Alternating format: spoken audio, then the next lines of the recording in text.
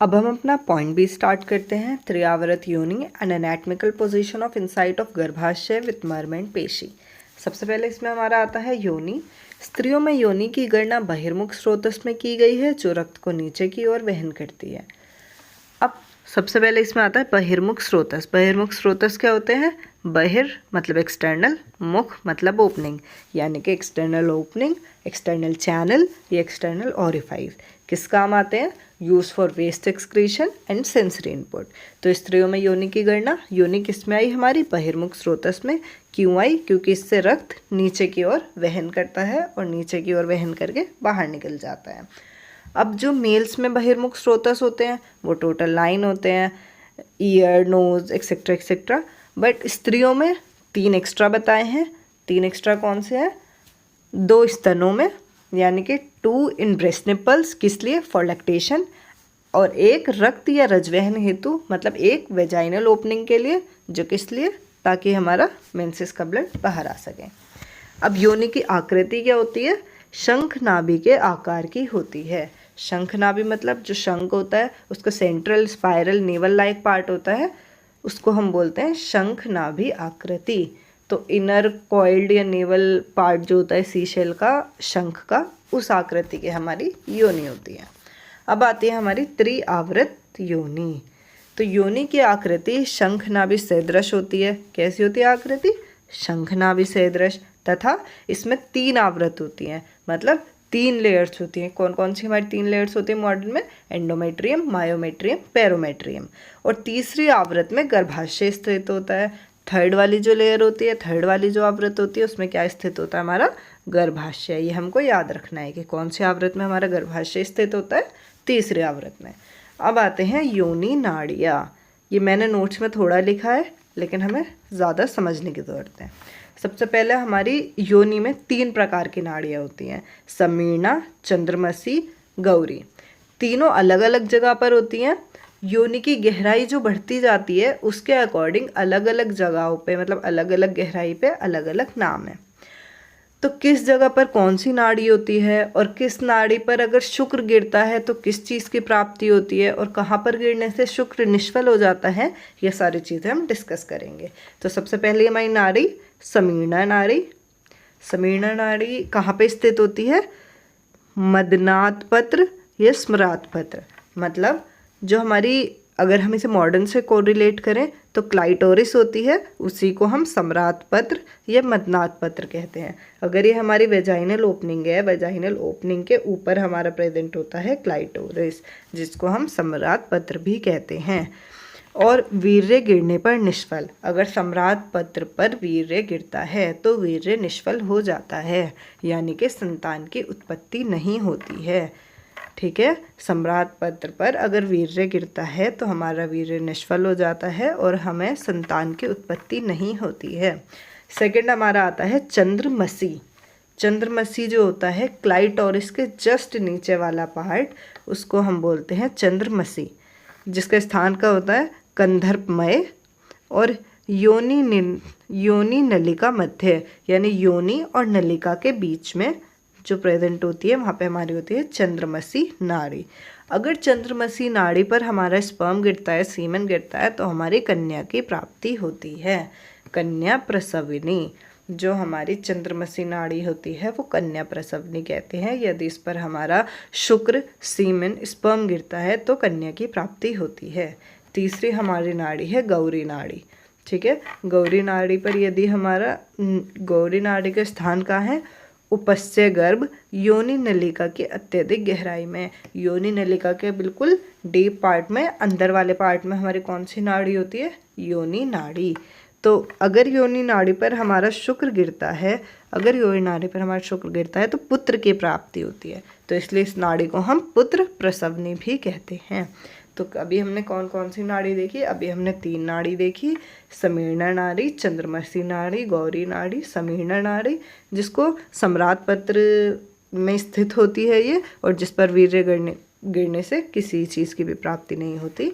चंद्रमसी नाड़ी, जिसको हम योनि नलिका मध्य इसका स्थान होता है, और इस पर अगर हमारा स्पर्म गिरता है तो कन्या की प्राप्ति होती है।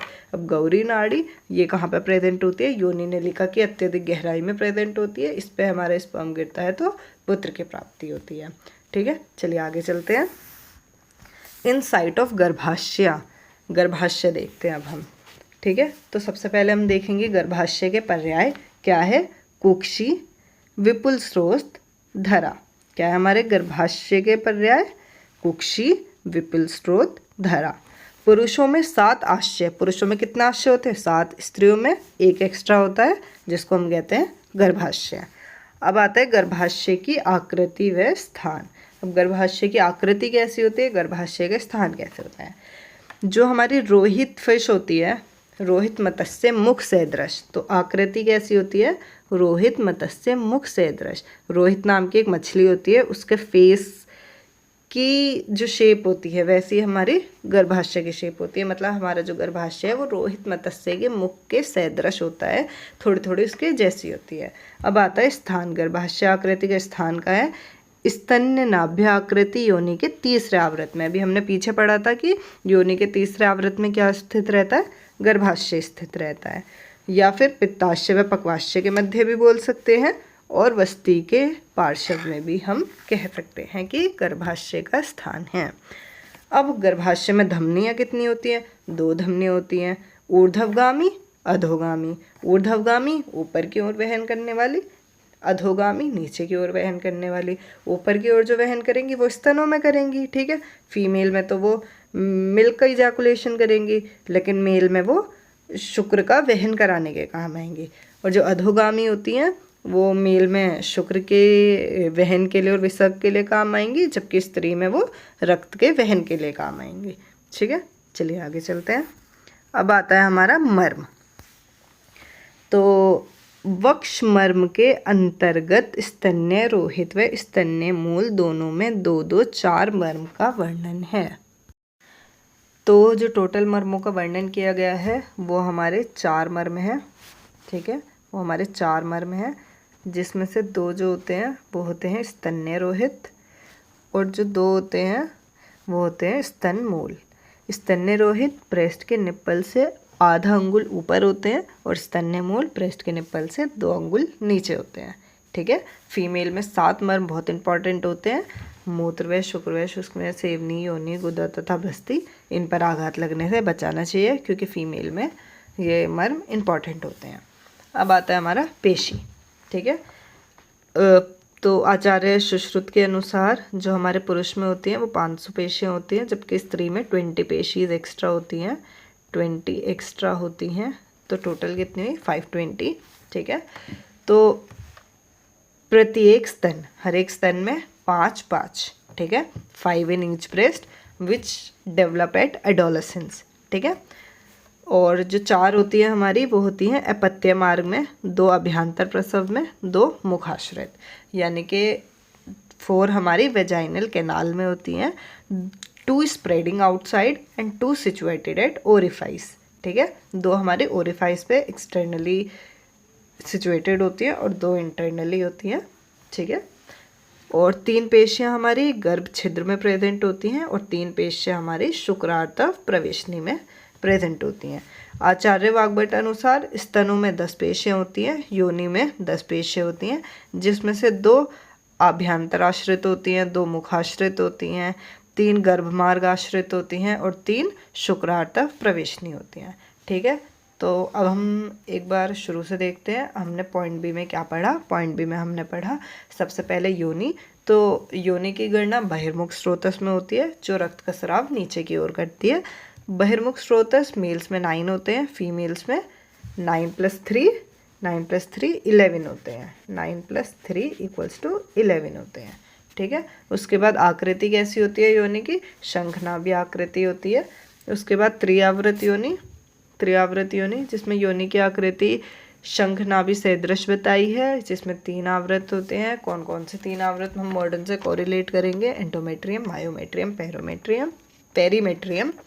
और जो 3rd आवृत होती है उसमें हमारा गर्भाशय स्थित होता है, उसके बाद हमने योनि की नाड़ियाँ पढ़ी थी, जो 3 नाड़ियाँ पढ़ी थी, समीरणा, चंद्रमसी, गौरी। समीरणा कहाँ पे प्रेजेंट होती है?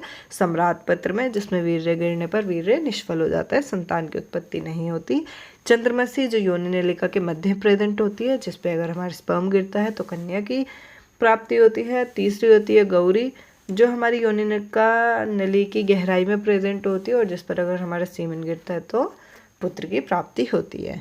अब हमने देखा गर्भाशय, जिसके पर्याय देखे कुक्षी, वुपुल, स्रोत, धरा। पुरुषों में 7 आशय होते हैं, जबकि फीमेल्स में 8 आशय होते हैं, जिसमें 8वां आशय गर्भाशय होता है। गर्भाशय की आकृति क्या होती है? रोहित मत्स्य मुख सदृश होती है और स्थान का होते हैं शंखनाभि आकृति योनि के तीसरे आवृत में, पित्ताशय व पक्वाशय के मध्य और वस्ति के पार्श्व में।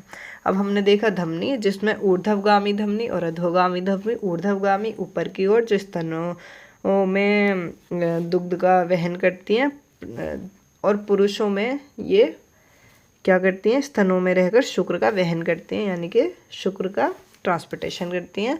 जबकि अधोगामी यानी कि नीचे की ओर शुक्र का वहन करने वाली तथा शुक्र का विसर्ग करने वाली, यानी कि शुक्र के फॉर्मेशन वाली और शुक्र का ट्रांसपोर्ट करने वाली। ठीक है, स्त्रियों में ये रक्त का वहन करती है।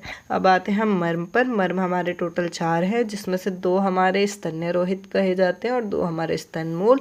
स्तन्य रोहित निपल्स के आधा अंगुल ऊपर और स्तन्य मूल निपल्स के 2 अंगुल नीचे।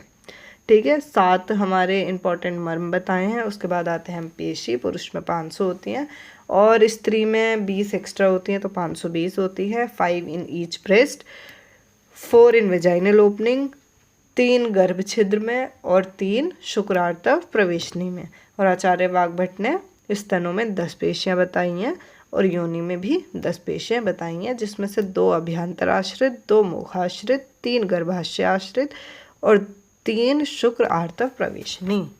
Thank you.